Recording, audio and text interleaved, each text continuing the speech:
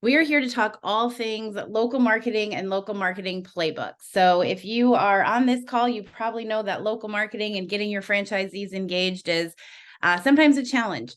So how can you best set them up for success and get them to activate all of the things that your team is putting together? I know that, all of your teams put together a lot of different information and tools and resources and content, and then you might go and see and it's not being used. So how do you get them to actually use it? Well, I wish I had the perfect answer. I don't, because we still struggle with that every day too.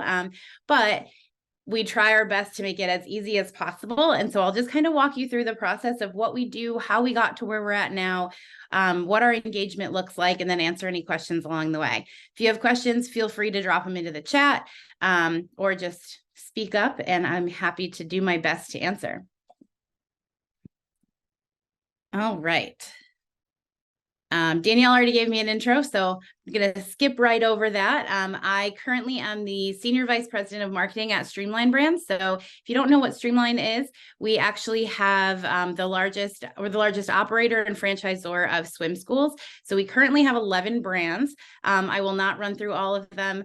If you have questions on them, let me know later. I could do it. It's kind of my party trick, but I will not bore you with all of the different names of all of our brands, but we have about 250 locations across the US. So marketing playbooks. First of all, what is the purpose of a playbook? Like I said, we all want to get our franchisees to engage and really execute on everything that we give them. And how do we make that as easy as possible for them? Most of our franchisees, and I'm sure most of your franchisees, did not get into whatever your business is because they wanted to be a marketer. There are a handful of people that, consider themselves marketing gurus in our system, and I'm sure there's some of the same in yours, but that's not what they did it for. So in our case, they got into it because they wanted to own their own business. They really care about swimming, or they really care about kids. They really care about their community. One of those things, or a combination of those things, are the reason that they got into it. They didn't get into it to do marketing. That said, they have to do marketing, right? It's not really an option. It's not something that we can do from our offices and, really do it in the best way possible where they're going to be able to be part of their community. Our business is about owning their local neighborhood. I don't know every local neighborhood across the country, and neither does my team, and we're never going to. We're never going to know it the way that our franchisees know it. So they have to make sure that we're giving them those tools, and then they can execute them in their market and turn them into what makes them Safe Splash in their market, what makes them Swim Labs in their local market. They're the face of the brand. So we have to figure out how to take all of the tools that we have at a brand level and give them to them so that they can then activate them locally and put that local spin on it without going outside of our brand standards, of course. So that's the main purpose of our marketing playbooks and why it's something that we are so passionate about getting out to our community so that they use them. Then you have to figure out the cadence with which you want to send them. So this is going to vary from brand to brand and what makes sense for you. So ours, what we do is we do them quarterly, but then we also will have some special edition playbooks. So we've gotten to the point now where our franchisees are expecting them. They know how to use them. They know how to read them. They know how to take them, rip them apart, give them to their team, all of those different things. So if we have something that is a special program of sorts, we'll roll that out in a playbook as well. So they know to expect them quarterly. And then if there's some big initiative that we're pushing, we'll work with our team and really pull together special edition playbooks. So for example, this past fall, we had some people that were like, how do I retain customers longer? So what we did was we rolled out a fall retention playbook. So that was something we worked with our operations team, gave them some tips on what to do on the operations side, and then also some things they could do for internal marketing, and rolled that out. So that cadence is going to be different for everyone. The reason we do quarterly is we try to do it in bite-sized chunks. And then we also have them build their marketing plans that way as well. So we have an annual marketing plan that everybody has to turn in and that we review with them. And we break that into quarters for them as well. So that if they have those quarters, they can line that up with their marketing plan as they're looking at, what they're doing come Q4, when they're looking at that in Q3 and deciding, do I need to make changes? What do I need to adjust? Our Q4 playbook will line up with it. And then figure out how to execute it. So it's a big lift. It is not something that is, an easy thing to just turn around. you're making all of these resources. How do you pull them all together and make sure that it's all woven into one, so that it's not something where, it's disjointed from other communication that you've sent out? How do you make sure that everything in it, if there's dates in there, those dates align with everything else? So figuring out how your team is going to execute it is something that is really crucial to make sure that they're successful. We have somebody on our team that everybody knows, this is the person that owns it. This person owns the playbook, and this person is going to be the one that makes sure that everything gets done and project manages through it, but they do not own all of the content. So I'll get into what that looks like. So first, we always make sure that we do our research. Research not only internally of like what does our seasonality look like? What things do we need to be thinking about at this time of year? We have loose outlines for here's things we know we're going to talk about in Q1, because these are super important. We know the flow of our business. That's one of our busiest times to ramp up into the season. So we want to make sure that we have all of that covered. But then we're also doing research on the industry in general, what's happening with consumers, where are consumers at right now, what kind of messages do consumers need, what's our competition doing, what are other youth enrichment brands doing, what are some of our sister brands doing, so that we can weave that in. So we are part of Youth Enrichment Brands, which is a platform company that has multiple brands that all focus on youth enrichment, hence the name. So it's Streamline, I9 Sports, US Sports Camps, and we just added School of Rock to our portfolio as well. So we think about that. We do research on that, talk to our sister brands. What are they doing? What things can we do from a cross-marketing perspective, and make sure that we're getting that in there as well, so that we're giving them all the tools that they possibly could need. Then figuring out our strategy based on that research. Based on that research, do we need to add things to our to the normal agenda, the normal overview of a table of contents that we have? Are there things that maybe we were missing last time that we got a lot of questions on before? So do we need to make sure that that's part of our strategy for that quarter and adding those tactics in? Once we have that strategy developed, then we really look at our subject matter experts internally and decide how we're going to divide and conquer.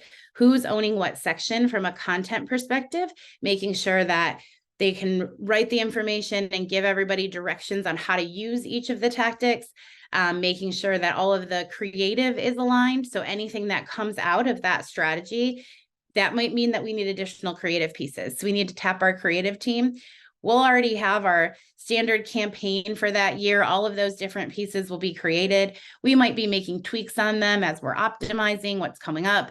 Maybe something worked really good in Q1 and we were not planning on continuing it in Q3, but then we'd get to, the beginning of Q2, realize that's performing really well. We have to add it in, but we want to tweak it so that that messaging speaks more to the time of year.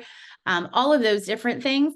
So we really put that onus on our subject matter experts internally to really own that section of the playbook and make sure that it has everything, and that they're then working with other people and pulling them in so that there's no one's working in a silo throughout this process. Then we actually have to produce it. So this is where our project manager comes in and makes sure that everything makes sense and is speaking to each other.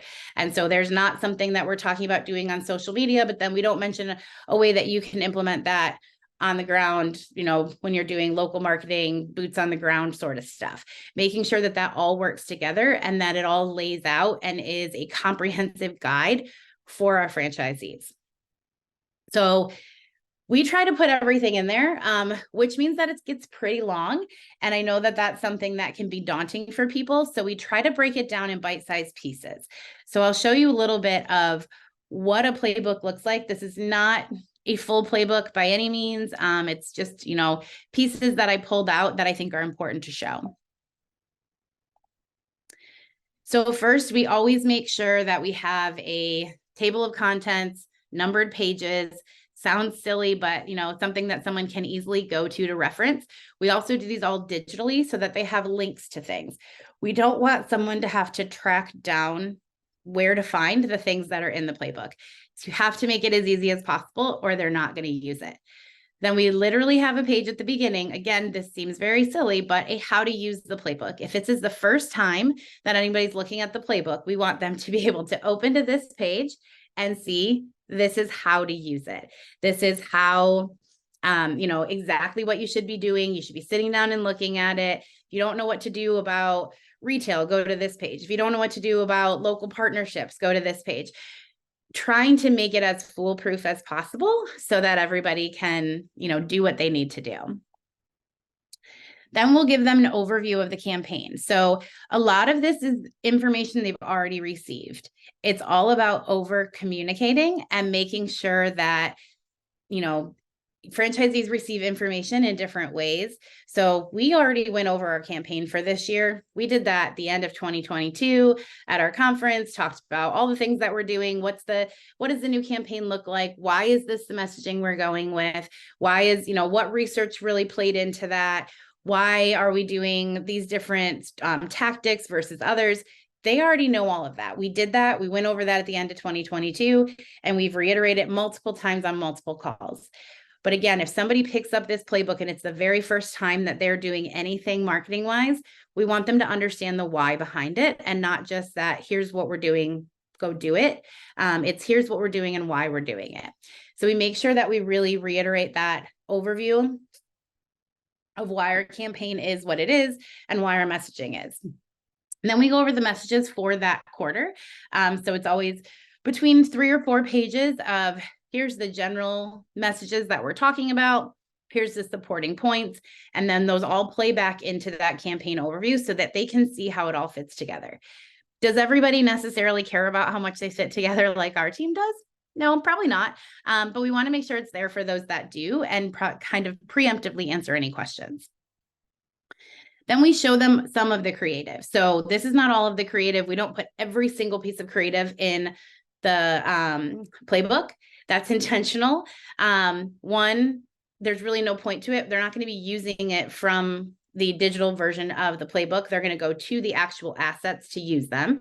And 2, we have a lot of different creatives. So we try to make sure that because we are such a neighborhood business and it really is about what works in their market, that we provide a variety of assets. So we want to make sure we have different diversity. We want to make sure that we have different messages. It starts to get into colder months in some of the northern states.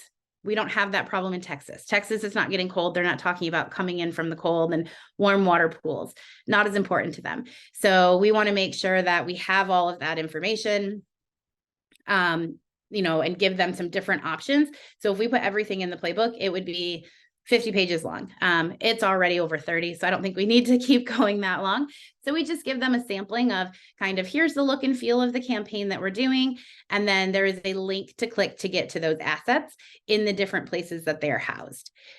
And then we have other assets outside of our standard campaign assets. So we want to make sure that they have stuff on retail. Do they need to be posting on social media about product reviews for retail to enhance their retail sales?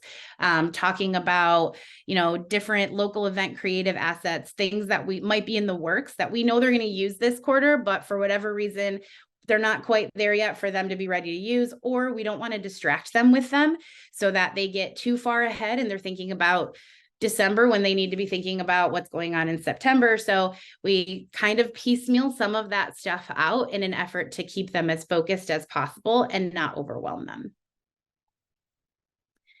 Then we give them key dates and a checklist, as well as approved offers. All of this is like standard information that they should already know. None of this is rocket science, but again, we want to keep it all in one place so that they're not searching around and looking for stuff, so that they're getting to a point where they can just find what they need, everything at their fingertips, grab it and go.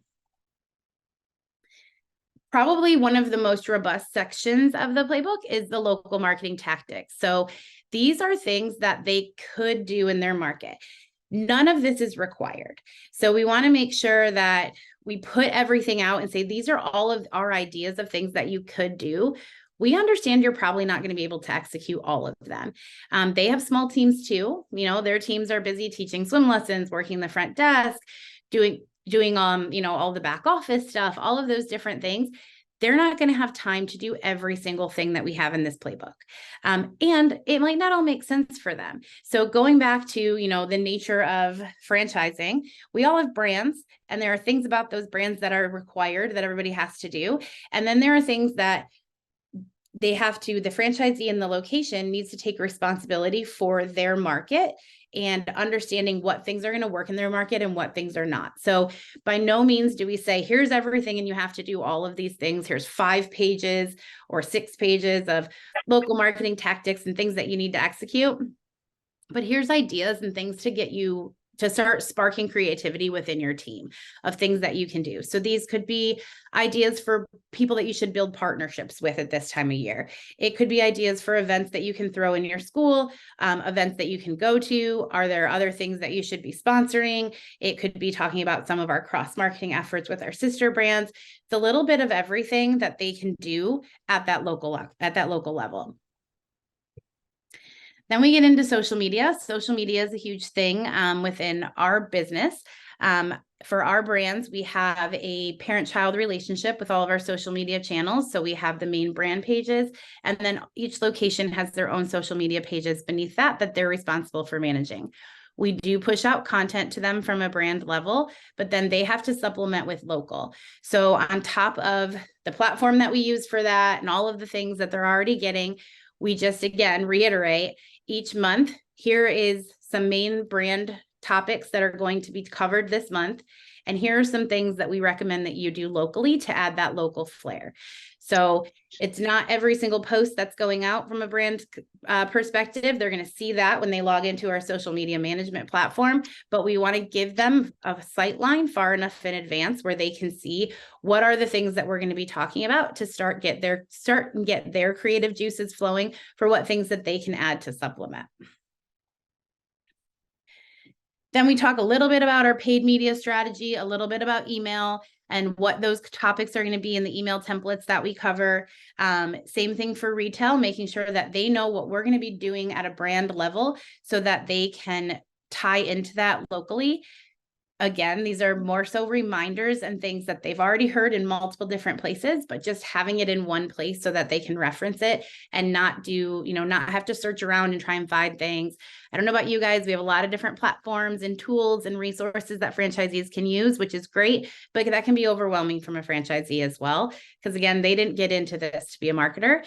They got into it to run their own business, and marketing is a part of it and a big part of it, but not necessarily their forte. For retail, we also break this down by month, again, just giving them recommendations on what the primary focuses should be for each of those months, things that they can talk about on social as it pertains to those, and then things they can talk about in email. Again, these are all recommendations, not anything that is required, but based on the products we have, based on our research and what we know people want at different times of year, we want to put this stuff out there so that they don't have to, start thinking about, okay, what should I be talking about in October as it pertains to retail? Even more so about how they did not get into the business to be marketers. They bought swim schools. They didn't buy a retailer. We happen to have retail as part of our facilities. And so it's a great addition. It's a great thing for our families.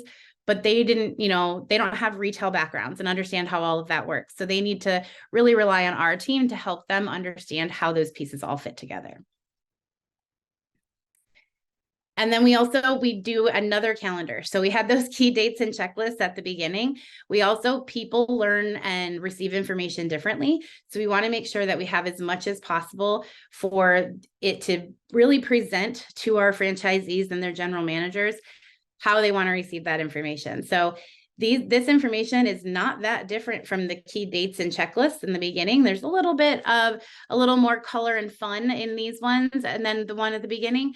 But for the most part, it's just, here's a calendar. If it's going to help you to print this calendar out and write on it what's going on, what things do you have going on operationally in your school around these days that you can make sure that you can then leverage from maybe a social media standpoint or add to your email newsletter. Maybe they'll look at this and be like, oh, I didn't realize that, that last Thursday in November is Thanksgiving. We're probably going to be closed that day. We should probably communicate that. So just making sure that they have all the information and that they can take these tools and really bring them into their school and figure out, kind of how they're going to position the different things that they're doing from a marketing standpoint around all of the other things that are going on. And then how do you roll it out? This is probably the hardest part. So that was a lot of work, right? You did all of you figured out what your strategy was going to be. You figured out what your creative was going to look like. You had all of your subject matter experts put a lot of time and energy into figuring out how they're going to, like, what's the best way for people to activate locally. Now, how do you get your franchisees to use it? Like I said at the beginning, if I had that answer, I would gladly share it with everybody, because I think that's all of our biggest challenge, I think, from time to time. But our biggest thing is communicating often and referring back to it a lot. So first, when we like to roll it out with at least a month and a half of lead time for our franchisees to get it and start looking at it. We don't want to send it out on the first day of Q4 and then expect them to implement anything, because at that point they should have plans made. Are some things going to change and be reactive as market conditions change or something happens within their school? Of course. But it's not something where we want them planning for September on September 1st. So we make sure we get it out with plenty of time in advance. And they're also looking for it, because at this point we have trained them to want them. If for some reason we don't get it out as early as we typically do, we'll start to get questions on it, which I think is a good thing. It means people are using it. So we'll send out a dedicated email and say, the playbook is here. Here's all of the things that it covers. Give them a slight overview in the email, and then link to that playbook. As I mentioned at the beginning, we have 11 brands. We do playbooks by brand, mostly because we want to make sure that it is tailored toward them and what they want. Does our strategy change from brand to brand? Not necessarily. There are some differences in some of the different brands. For example, Swim Labs goes to be super competitive. And so we have a lot of things in the Swim Labs playbook that are speaking more to maybe triathletes or parents of kids that are on a swim team or people that are training for the Olympic trials. All of that stuff is not going to be in a Safe Splash playbook. We teach all the way to adult, but it's not super competitive when we're talking about just Safe Splash. So there are some differences, but for the most part, it's because we want them to be tailored to what they care about. A Swim Labs location doesn't necessarily care what Safe Splash creative looks like. As much as I wish they did, sometimes they don't, right? Like you care about what's important to you, and what's important to them is their location. So we make sure that it is per brand tailored, so that somebody doesn't have to go in and they're looking for, safety swim assets and all they're finding is Safe Splash. We want to make sure that it's just for them. So we send it out via email. Then we have monthly calls with our community where we talk about everything that you can think of. I'm sure as you all do as well. So we're giving them updates from what's going on for our conference, our enhanced curriculum rollout, all of the different things that are happening across the company. We make sure to mention the playbooks pretty much on every call. For the most part, we will roll them out and then we talk about it. And then we also will pull things from the playbooks that are topical, that are coming up in the month ahead, so that they, a reminder of here's some things you should be thinking about if you're not already. So if we have, our monthly call in October, it's the middle of October, we will talk about, these are things in November. Like, again, this is in the playbook. You've already seen this, but just reminding you, here's some things you should be doing in November. So we always reference back to it every time that we talk about anything they should be doing from a local marketing standpoint, to just train them to get in the habit of referencing the playbook first before coming to us with questions, because we're always going to point them back to the playbook. Training, that is a big part of our training, is going over the most recent playbook in depth, so that they can understand all of the different elements to it, and then where they find all the information, and most importantly, where the playbooks are stored, so that everybody knows that this is something that they want me to use. This resource is going to help me point me to all the other resources that we have, so I don't have to go and try and chase things down. And then we also post it on our intranet. So making sure that they have access to it there as well. Everywhere that we can communicate it, we do. We also have monthly emails that go out to our community that have general reminders on things they should be thinking about. We always pull stuff out of the playbook too. So it serves the purpose of, one, pointing them back to it so that they're using it, but then two, it helps our team to organize too. So we don't have to, every time we're sending out an email or every time we're planning for a monthly call, think about, oh, what should we be talking about? Because we know what you should be talking about, because it's already in the playbook. We've already communicated it. Are there going to be additional things? Certainly, it's not the only thing we talk about, but making sure that we have content to always share and stuff that is topical and that we know is quality content that should be shared and that they should be using helps our team to keep ourselves organized as well. So how do we get them to collaborate and give us feedback? So I've mentioned this a couple times, making it easy to use. If it's not easy to use and it's cumbersome, they're not going to use it because it's not making their life any easier. At the end of the day, the purpose is to make it their lives easier so that they do actually engage with the content and actually use the tools that we're putting out there. The worst thing is spending all of this time and energy on building all these resources and, building like different partnerships and to see people not take advantage of it. It happens still. Again, not a perfect science. This is not the, silver bullet that's going to make everybody do everything that you guys are rolling out. But it does help. And again, if you make it easy, every single thing in the playbook has a link to wherever they need to go to get the information. So making sure that if we're talking about the creative, they can click a link and get taken right to the creatives where they can, customize what they need to customize locally and do what they need to do. If we're talking about our digital campaign and how, you should be increasing your spend at this time of year, and here's some different things that you should do, linking them directly to our digital marketing platform so that they can sign in, increase their budget, maybe switch out some ads for what makes sense for them at that time. So we want to make it as easy as possible so that they use it. It's a big document. So that's something where it's a challenge to make sure that, when I have that, the table of contents at the beginning, making sure those page numbers are accurate, making sure when you click on whatever it is that it takes you to that page.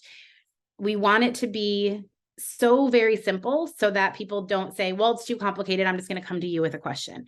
Are people still going to come with questions? Definitely. That's part of our job is to answer all of those questions, but we want to make it where if they can find the answer on their own, they're able to do so. Again, always referencing it. So we talk about the playbooks a lot. We talk about them on all of the calls and in emails. We also have local marketing consultant. She talks about it when she's going over their marketing plans with them and talks about, well, have you tried these different ideas from the playbook? We just always reference it so that they remember that it's there and it's not something where, we send it out and then it just sits on a shelf and we put all this time and effort into it and then no one's using it. And then being open for feedback. So in the email that we send out where we say, here's the, latest edition of the playbook, we include a link in there that immediately populates an email back to our team that says, here's something that you should add to the playbook. So that if people have an idea of something they think is missing, they let us know and we can make sure that we add it in next time. That's how our playbooks have continued to grow over the past couple of years that we've been doing them, is really from that feedback from the community. We don't want to put something in the playbook just to put it in the playbook. Everything in there is actionable and something that either we know they need to be using or something that someone has asked for in the past. So we'll also gather over time, say we start getting a lot of questions on a certain tactic or a certain creative piece, and then we realize it's not in the playbook. If we're getting questions on it, we want to make sure we're adding it in because it's something that people are talking about. So always making sure that we're open to that feedback. We all know the best ideas come from the community. I've never run a swim school. I never will run a swim school. So those ideas that they have and the things that they're seeing as the front line is super important for them to get back to us so that we can be better as well. So what's next? I wish I knew. I think that ours just continue to grow. I think that, everybody should have some form of this. It does not need to be in the same form that we have. It does not need to be, maybe it's shorter, maybe it's longer. Maybe you piecemeal it a little bit more. Really just whatever works for how you know that your community is going to receive the information. We've thought about looking into, everybody talks about AI and that's, a big buzzword these days, but how can we use that to help enhance playbooks? I know that people have started using it for maybe like operations manuals to be able to answer questions, looking into what that looks like potentially, just ways to make it easier for our team to get these out and make it as turnkey as possible for the franchisees is what we're always looking for. So definitely open to suggestions. If anybody has one, please reach out and let me know. Always happy to get more information from, this community and what we can do better. But that's kind of where we're at, is we look at them each quarter and just decide, is this working still? Are people still using it? Seeing if people are actually reading it. Are they actually going to the places that we want them to go? And if not, how can we make it, easier, better, more intuitive? What questions does anyone have? Because I think that that's really all I have in the world of local playbooks.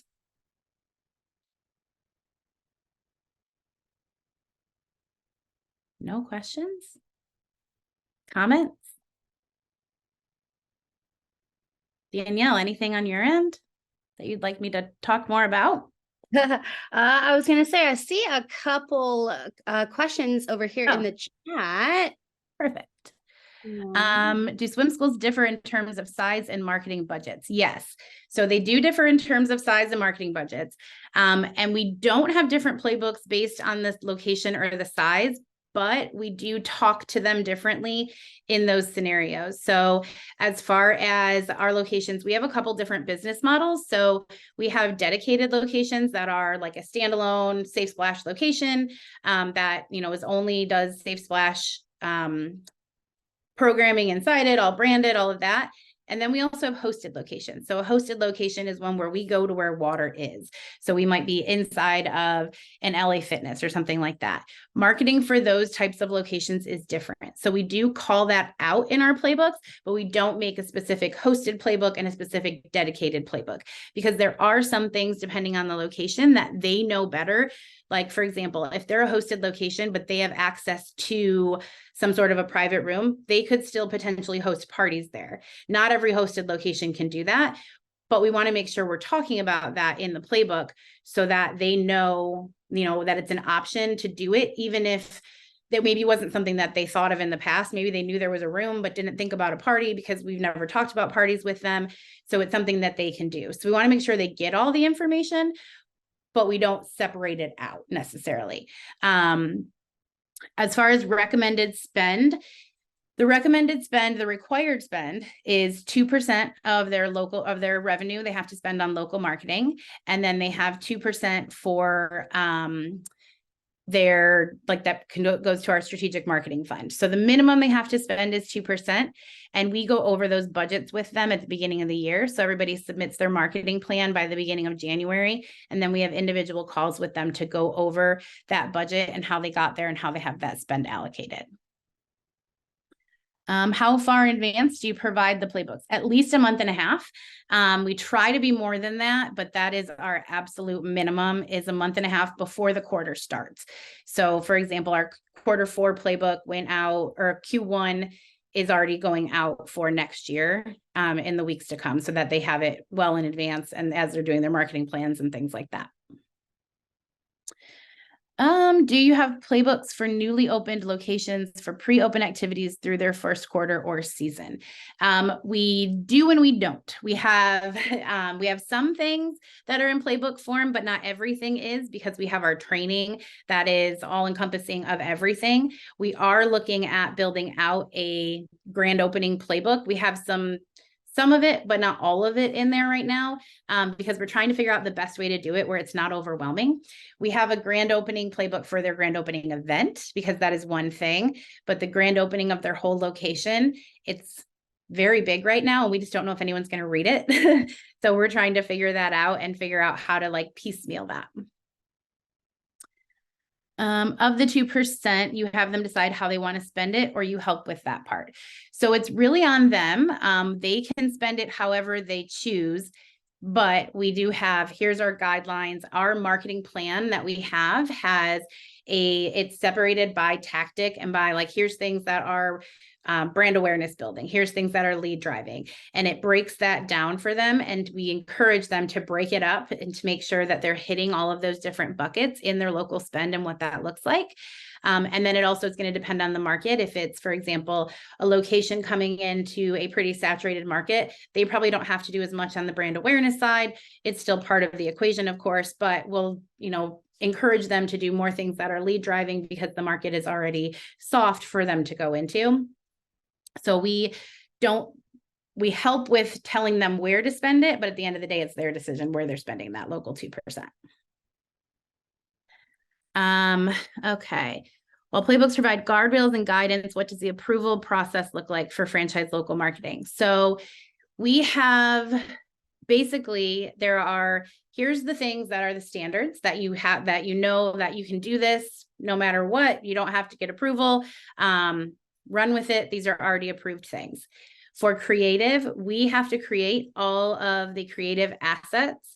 If for some reason they need to get them created by somebody else, maybe there's, a very special circumstance where we would allow that, they have to get approval from us beforehand to do that. And then we have to approve the creative as well. I will say that very rarely happens. And then with offers, it's similar how we have that approved offers page. There are offers that they can use those anytime they want. They're already built into our point of sale system for everybody so that we have tracking the same. If they want to do an offer outside of those offers, they have to submit it to us. They submit it through their operations consultant. So their franchise relationship manager is what we call them. They submit it through them. They talk about it from an operation perspective. Then it actually comes through the marketing team. And ultimately we have to approve whether or not it's an offer that we're going to let them do that is outside of the norm.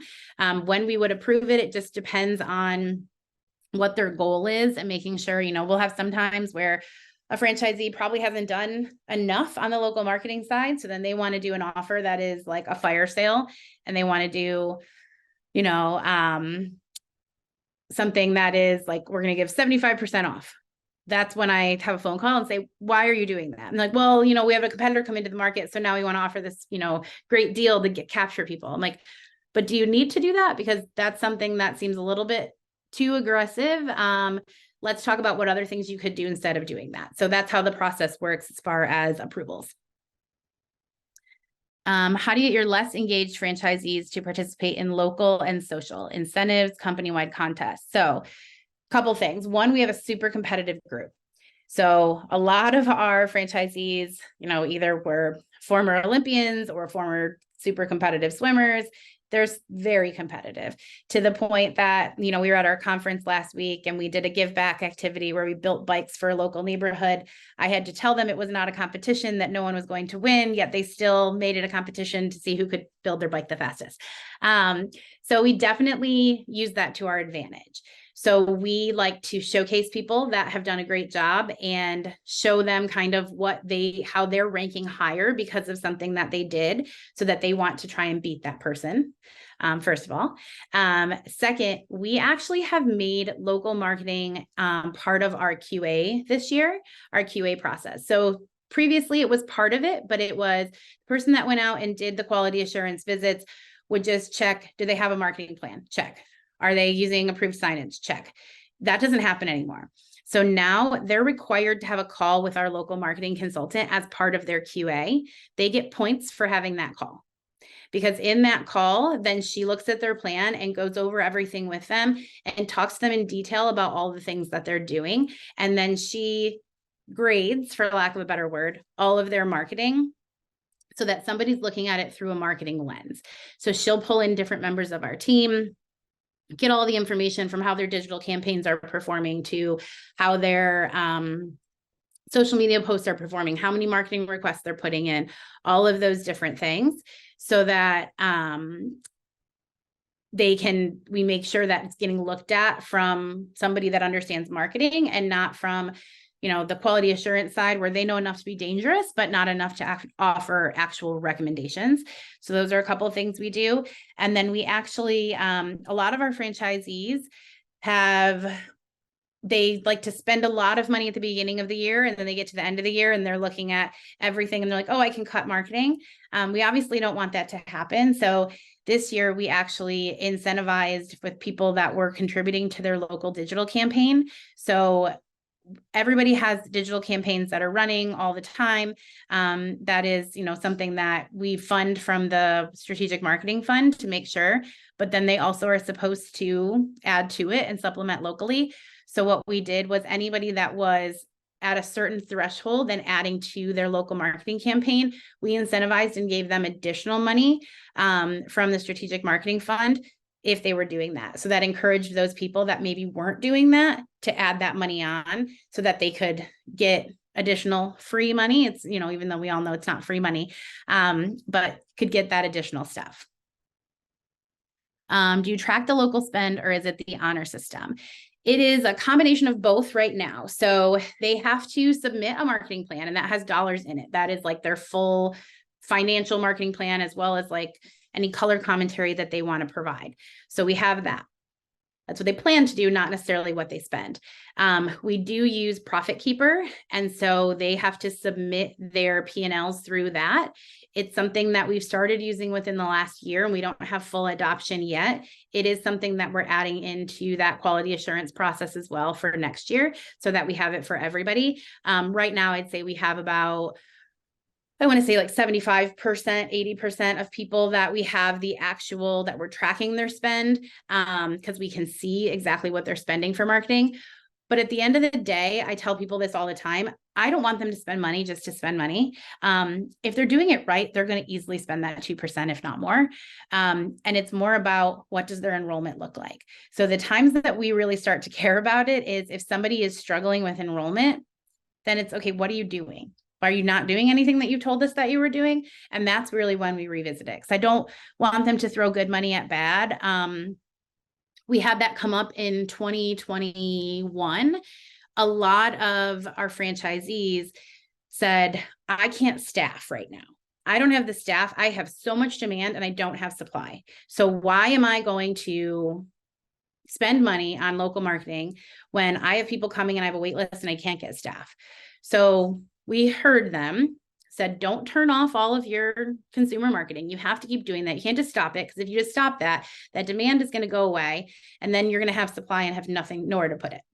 However, what you can do is pivot some of that money and you can push it to like recruiting efforts instead. So we let people do that. We made an exception to the rule, and it was, you need to find more staff. You know, staffing was obviously a big issue in 2021 for everybody across the board. So we implemented some recruitment campaigns that they could opt into from a digital standpoint, made more recruitment materials, gave them more ideas of, you know, kind of turned into a pseudo HR department there for a minute, gave them a bunch of different things that they could go out and do, and allowed them to use some of their local marketing dollars for that. Are there any brand-led activities and campaigns that are mandated? Yes and no. So from a content perspective, they have to be using our current campaign. That's something they can't use something that's 4 years old or anything like that. They might have saved on their computer. So those campaigns are definitely mandated. Our digital program is also mandated. So everybody has to use our digital marketing partner, and all of those campaigns, we manage that in-house. So we use the platform and they have to, you know, all of those different ads that are running across all of the channels that they're running on, that is required as well. We have other things that are mandated in how they do them, but not necessarily that they do them. So for example, we have our give back program. So we have ripples to waves. It's something that's how everybody is going to do their local give back, is through that program. But they don't necessarily have to. They all do, because everybody, you know, cares about their communities and being part of their community, but they have to do it under that umbrella. And then we do matching funds from a brand perspective to get everybody to engage with their local community. But I would say those are probably the only things that are mandated versus the how that they do it, but not that they do it. These are great questions. What challenges have you encountered in rolling out playbooks to different franchises? And how have you ensured consistent implementation and success? Oh, that's lots of challenges. I would say the biggest challenge is understanding where people are actually going to look at it, and take the time to do it and actually receive the information. So that's been the biggest challenge. When we first started, people didn't necessarily understand it. They didn't understand, you know, you think a playbook is general terminology that everybody knows and uses. Some people were very confused. So we did a lot of education on the front end of how to do it. Then when we put our local marketing consultant in place, she had those one-on-one conversations, and we also armed our operations team to have those conversations as well, and know and understand what's happening so that they could do it. And then the consistent implementation and success, well, I can't tell you that it's 100% for sure, because it's not. But it is really just the one-on-one consultation between our team and the operations team, having those in tandem with the franchisees. That's how we know that they're being used. We also have some metrics we can track on, people that are actually going into, like our ad builder software and creating things. We know that that's coming from them seeing it in the playbook. So we can kind of put some dots together as far as like all of that's concerned. But the biggest thing I would say is just that continued communication on a one-on-one basis, as well as everywhere else that we roll it out. Another question. How do you prioritize and determine the most effective strategies when initially crafting a local marketing playbook for diverse franchises? So the biggest thing is we know overall what is successful for our locations. So pre-playbooks, we didn't have playbooks before. Probably about 2.5 years ago, we rolled out the first one. But we knew generally what people were doing and what was successful and what was working and what wasn't. And so we took that to start. And then we're like, okay, obviously, there's no silver bullet. That's the number one question we get from everybody. What's the one thing I should do? The answer is there's not one. But we took those things and said, okay, what is the easiest for people to implement from the beginning? So we started there. And it was like, let's make this as simple as possible. The top things that they could do. Then we decided, okay, let's fill in the blanks. And then what things would we love them to do? And then we added those in. And so we talk about that when we talk about training, is really just, this is everything that you could do. Does not mean it's everything that you should do for your market. Take this, look at it, review it, see what things stand out to you, what things you'd like to talk about. If you have questions on something and how it works, we can either talk to you about it ourselves, or what we like to do more is point them in the direction of a franchisee who's done it so that they can hear from each other, because we all know it means way more when they hear from a franchisee than when they hear from us. And so we like to, put those things in there as like, here's the low-hanging fruit. Here's what you really should be doing. And here's what you could be doing if you want to take it to the next level, and kind of lay it out like that. Oh, awesome. One more question. As we look toward the future of local marketing, what emerging trends or tools do you believe will be pivotal in updating or evolving these playbooks? I think more use of technology for sure. So they're pretty basic right now. They live digitally. They can flip through them. They can click on links to take them places. I know we could take them to, there's probably another platform out there that we could use that would be even better, make it a little more interactive, maybe gamify it a little bit to get people more engaged with it. Those, I think, are things that I'm sure exist now and will continue to just get even better with all of the rapidly changing technology. And that's something that I think that we really need to look into and lean into. Candidly, we haven't done a ton on it right now, because right now we're just powering through with what we know works, and haven't taken the time to step back and be like, okay, what could make these even better from an engagement standpoint? We know people are using them, so we're a little bit afraid to mess with something that's working, but at the same time, we don't want to be stagnant. So that's probably the next step for us, is really just looking at the different technology that's out there. I mentioned maybe using AI to use it to answer questions or things like that I know people are doing from an ops manual perspective. We really need to look into all of that, but I think that those sort of things could really help make it even cooler. Thank you so much. We'll let you breathe now. You were on a roll there. Thank you so much. Obviously, just per the amount of questions and engagement, this is a very passionate topic for everybody. I imagine it's very, very insightful. So yes, thank you so much. Oh, I mean, if you have it in you, I think we have one more down here. All right, I can do it. How do you handle requests for analysis of their local marketing activities? So I will say that we take all of those requests and gladly do them. It is a lot of work, because then we have to pull in, what we do is like, they send that request in, then we pull in all the members of our team that touch that franchisee. So we have, our digital marketing manager look at their digital, our social media manager look at their social, our local marketing consultant look at their marketing plan and what they had before. And we kind of all put our thoughts together from what we can see from the seats we sit in. And then we'll schedule a call and have that call and kind of really walk them through it. if we get that question, we do that, even though it takes a lot more work and we have to, deprioritize other things, because I love that question, because a lot of people don't ask that question. The question they ask is, what's the one thing, like, tell me the one perfect thing to do. If they're like, look at what I'm doing, and then look at my numbers, and is there something that I'm missing, then they're really invested and they really care. And I want to keep that going. And so that's why we prioritize that, because we don't get them too often. Cool. If anyone has any other questions, I'm happy to, answer questions. I don't know if we're putting contact information on any of this stuff after the fact, Danielle. I probably should have asked you that, but happy to share that with anyone. Send me an email, reach out on LinkedIn. Always happy to chat.